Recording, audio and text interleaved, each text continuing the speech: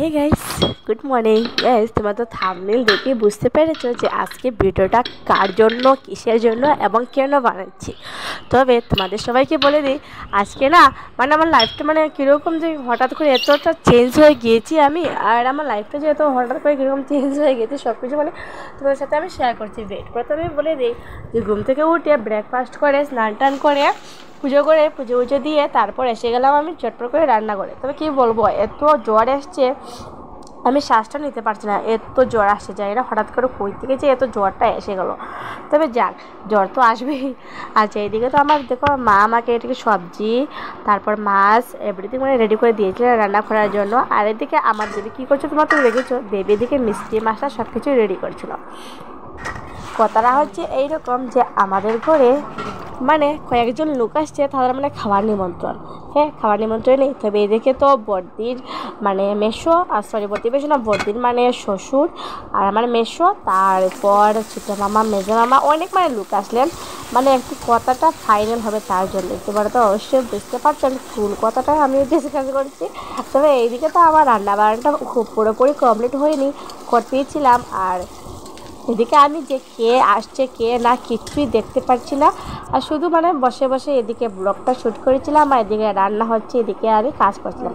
এদিকে মেজে মামা আমাকে এনে বললেন যে তুই নাকি তেল বলেছিস দোকান থেকে আনার জন্য নিয়ে আসলাম। আমি থ্যাংক ইউ মামা, মামা আমাকে একটু হেল্প করছিলেন আর কি।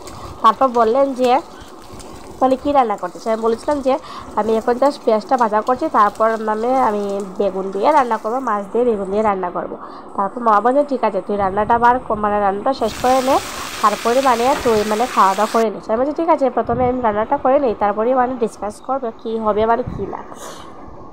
এইদিকে তো এটা বলতে বলতে যার জন্য এইসব রেডি করা হচ্ছে তার জন্য আর কি খাওয়াগুলো রেডি করা হচ্ছে। এদিকে দেবী তো কয়েক ধরনের মিষ্টি এনেছে, আর এদিকে কচুরি এনেছে, তারপর প্রথমে ঠান্ডা দেওয়া হয়েছে, তারপর মিষ্টি, তারপর কী বলবো চা, সব কিছু।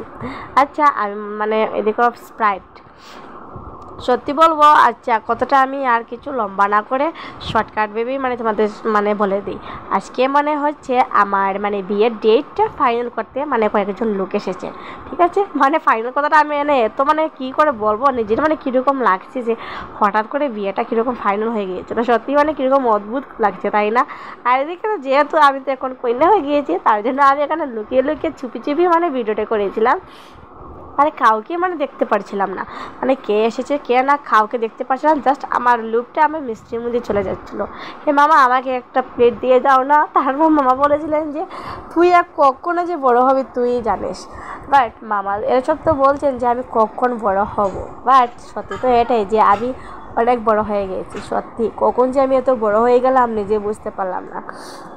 আচ্ছা যাকে, এটা তো ডিসকাস চলবে। এদিকে আমি প্রথমে আমার গলাটা একটু ঠান্ডা করে নিই, অনেকই ভেজাল হয়ে গেছিলো, অনেক রান্না বান্না করলাম। তারপর আমি একটু গলাটা ভিজে দিই। মানুষ আসছে, মানুষের যাতে আমার তাতে তাই তো আমি আমার নিজেরটা আগে খেয়াল রাখি নিই, তারপর এসব করবো। আর এদিকে আমার দেবী তো কত কিছু করছে, দেখ কত সুন্দর চাটা বানিয়েছে। ওয়াও, আমার দেবী বলছিল যে তুই তোর ব্লগ শ্যুটটা একটু অফ কর না প্লিজ। আমি বলছি কিচ্ছু হবে না, তোকে সুন্দরই দেখাচ্ছে, তুই আর ভাইয়ের মতো বলিস না। এত লজ্জা আমার পাচ্ছিল কি বলবো। আচ্ছা, এদিকে তো আমি যেতে পারবো না, এদিকে যেহেতু অনেকই মানুষ এসেছে তার জন্যই, আমাকে দেখতে এসেছো তার জন্য। বাট আমার আর কি এইসব বসে বসে আমি ভিডিও করছিলাম। মামা এসে বলছিলেন যে কী রে কী করছিস। আমি বলছিলাম কিছুই না, আমি বসে বসে মিষ্টি খাচ্ছি, তুমি খাবে নাকি? মামা বলছেন তোর যত নাটক শেষ হবে না। তারপরে এই দেখো মা তো বসে বসে ওর ভাইয়ের সাথে কথা বলছিলেন, মামার সাথে কথা বলছিলেন। আর তোমরা তো সবাই জানো যে মামা সব থেকে ছোটো, ইউনি হচ্ছে সব থেকে ছোটো। আর এদিকে মামা প্লেটে আমি হাতে মধ্যে নিয়ে নিলাম, ভাবলাম যে আমি খেয়ে নেবো।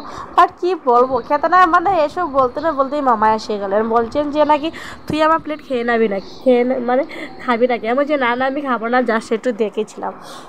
তারপর তোমাকে বলেছিলাম প্রথমে স্প্রাইটটা খেয়ে নাও, গলাটা ঠান্ডা করো। তারপর মামা বলছিলাম তুই খাবি নাকি। আমি বলছিলাম না আমি স্প্রাইটটা খেয়ে নিয়েছি, আমি এখন বসে বসে কি মিষ্টি খাবো। তবে মিষ্টি তো আমি তো বেশি খাই না, তবে আজকে তো সুখের খবর, সরি আজকে তো সুখের একটু এনজয়ের দিন, তার জন্য বললাম যে ঠিক আছে একটু খাওয়া যাক। তারপর এইদিকে আমি বসে গেলাম মিষ্টি নিয়ে। দেখো মিষ্টি এক প্লেট ভরে নিয়েছি, জানি না কতটুকু খেতে পারবো, বাট যেটি আমি হাতে নিয়েছি ওটি আমার খেতে সব থেকে বেশি ভালো লাগে। তার জন্য আমি এই নিয়ে নিলাম।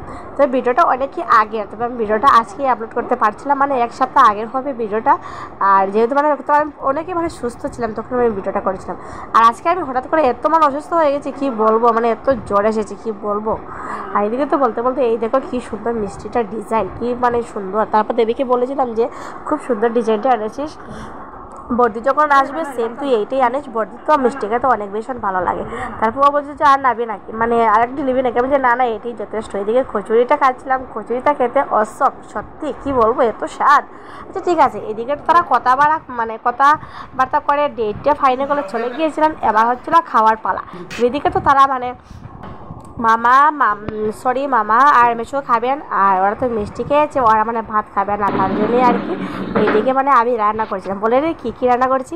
আমি রান্না করেছি কাটল বিচি ভাজা, মাছের চচ্চড়ি, মাছ দিয়ে বেগুন দিয়ে, আর একটি হলো মাছ দিয়ে একটু নর্মালভাবে একটা তরকারি রান্না করেছি। তবে ডাল, হ্যাঁ ডাল তো আমি ভুলে গেছি, আমি একদম বলতেই ভুলে গেছি। এইদিকে তো ওরা খাচ্ছেন আর ডিসকাস করছেন যে কীরকম কী হবে, মানে বিয়েটা তো ফাইনাল হয়ে গিয়েছে, তার জন্যই কি বলবো আমার না কীরকম লাগছে সত্যি। কখন যে আমি এত বড় হয়ে গেছি নিজেই বুঝতে পারলাম না। তবে কী করা যায়, মেয়ে হয়েছি, বিয়ে তো একদিন করতেই হবে। জানি না আমার মানে কীরকম হবে কীরকম না, তবে তোমাদের সাথে একটু খুলিয়ে মানে একটু কথাটা বলে দিই। তোমরা দেখেছো, আমি তো বলে দিয়েছি যে কী হচ্ছে কী না, সব ফাইনালি মানে আমার বিয়েটা ঠিক হয়ে গিয়েছে। আর জানি না আমি নিজে মানে কি বলবো, মানে আমি নিজে সুখী আছি কি দুঃখী আছি সেটা বুঝতে পারছিলাম না। কেননা আমি অনেকে মানে কি বলবো, মানে হ্যাঁ এটা যে সত্যি যে সব মেয়েরই তো বিয়ে করতে হয়, বিয়ে তো কেউ করে না, মানে সবেরই করতে হয়। বাট আমি যে কখন এত বড় হয়ে গেলাম আমি নিজে বুঝতে পারিনি সত্যি। আর যে আমার বিয়ের কথা ডিসকাস হচ্ছে, আমার নিজেরই শুনে খুব অদ্ভুতই লাগছে। কারণ আমি কয়েকদিন আগেই মাত্র এইচএসএসসি এক্সাম পাস করলাম, আর হঠাৎ করে বিয়ে, বড় অদ্ভুত তাই না?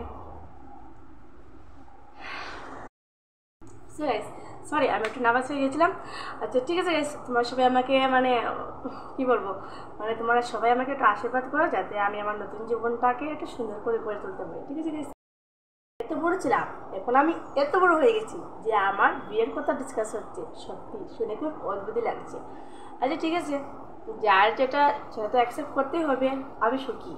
হ্যাঁ, কেননা সবার তো জীবনে এই দিনটা খুবই সুন্দর গড়ে তুলতে হয়, একদিন সবাইকে তো বিয়ে করতেই হবে অবভিয়াসলি। তো এটার মধ্যে নতুন কিছু না, তবে মানে আমার জাস্ট তোমাদের সাথে একটু শেয়ার করা যুক্তি ছিল, তাদের সবাইকে আমি এটি মানে বলেই দিলাম যে আমার বিয়েটা ফাইনাল হয়ে গিয়েছে। তো তোমাদের মানে সবাই মানে আমাকে একটু ফলো করে নিও, সবসময় মানে আমার ভিডিওটা দেখো মানে কীরকম কী হচ্ছে কী না, আই হোপ কি মানে আমি সব কিছু তোমাদের সাথে শেয়ার করতে পারবো।